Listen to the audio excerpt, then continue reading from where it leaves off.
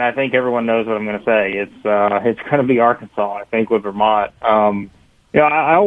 I'm a little hesitant every time, and I feel like, guys, it's the same thing we said last year about Arkansas. They played Colgate last year. If you guys remember, like, everyone is just, everyone's pushing the Colgate train last year, and yet Arkansas still finds a way to win the game. Well, everyone's pushing the Vermont train again this year against Arkansas, and I think this Vermont team is a little scarier than that Colgate team was, just because this is another one of those teams that offensively, I think you look at them and, boy, they can shoot the three. They're very efficient. They don't turn the ball over. Those are things I like to see, teams that don't beat themselves and play efficient offense. I think that can take you a long way in this tournament if you want to pull off an upset.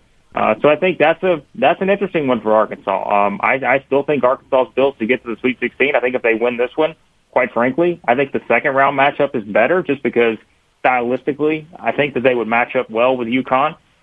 But this first one, always tricky, and I think this is one you look at and say, boy, that is one that if Vermont's making their shots, if Arkansas maybe not shooting as well from outside, which has also been at times an issue for them, that could be another game. I mean, that's kind of the theme, guys, when you think about it. The SEC this year, a lot of really good teams, but not a lot of great three-point shooting teams. So I think you're going to see that as a theme across the board here.